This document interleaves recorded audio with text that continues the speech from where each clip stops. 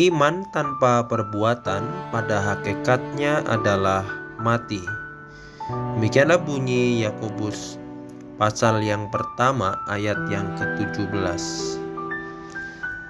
Selamat pagi Bapak Ibu, saudara yang kasih dalam Tuhan.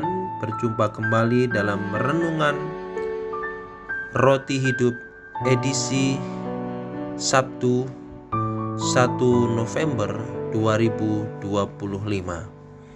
Sebelum kita membaca dan merenungkan firman Tuhan, marilah kita berdoa. Bapa yang Maha Kasih, kami menaikkan syukur di pagi hari ini.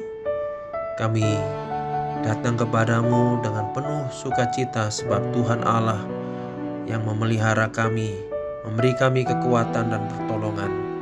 Sehingga pada pagi hari ini kami boleh menatap dan melihat hari yang baru, dan kami akan menjalankan seluruh aktivitas kami.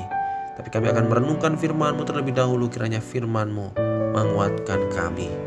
Dalam nama Tuhan Yesus kami berdoa. Amin.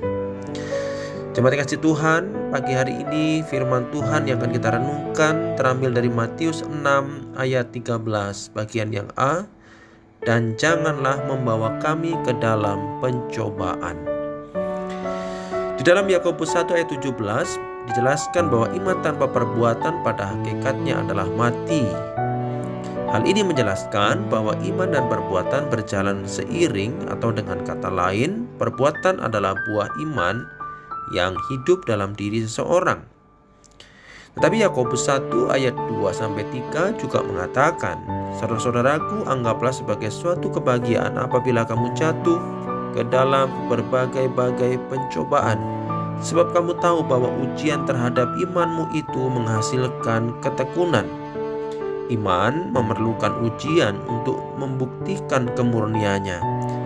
Tanpa ujian iman, itu tidak teruji kemurniannya.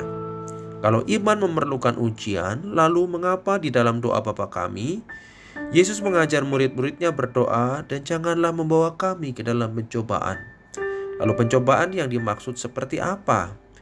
Sekali lagi Yakobus 1 ayat 13 menjelaskan, apabila seorang dicobai, janganlah ia berkata pencobaan ini datang dari Allah, sebab Allah tidak dapat dicobai oleh yang jahat, dan Dia sendiri tidak mencobai siapapun.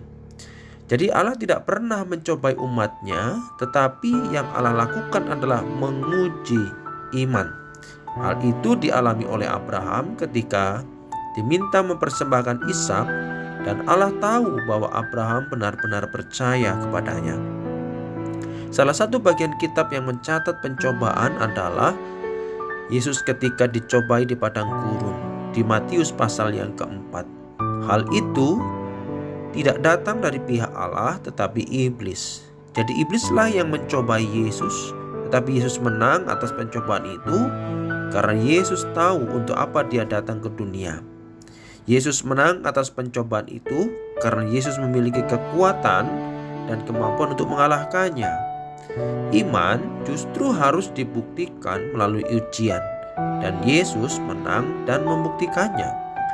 Jadi maksud jangan membawa kami ke dalam pencobaan adalah satu permohonan agar Tuhan tidak membawa para murid ke dalam ujian yang mereka tidak mampu tanggung. Hal ini dinyatakan dengan jelas oleh Paulus, pencobaan-pencobaan yang kamu alami tidak melebihi batas kekuatanmu. Hal inilah yang sudah terlebih dahulu diajarkan oleh Yesus kepada para murid dalam doa Bapa kami. Saudara, pernahkah kita merasa menghadapi ujian teramat berat yang menekan? Mohonlah Allah memberikan kekuatan agar kita mampu menanggungnya dengan berdoa, janganlah membawa kami ke dalam pencobaan. Bapa di sorga, terima kasih untuk pagi hari ini. Kami bersyukur untuk firman-Mu, dan kami sadar dan kami tahu Tuhan bahwa kami selalu memerlukan Engkau dalam seluruh hidup kami, di dalam seluruh waktu kami. Bahkan Tuhan, kami pun tahu kadar iman di dalam diri kami. Untuk itu kami berdoa, memohon kepadamu, Kalaupun Tuhan berikan ujian kepada kami, kiranya ujian itu adalah ujian yang sesuai dengan kemampuan iman kami. Dan kami berdoa, Tuhan, janganlah membawa kami ke dalam pencobaan. Di dalam nama Tuhan Yesus Kristus kami berdoa. Amin. Demikianlah renungan Roti Hidup pada pagi hari ini, edisi 1 November 2025. Selamat beraktivitas. Tuhan Yesus memberkati.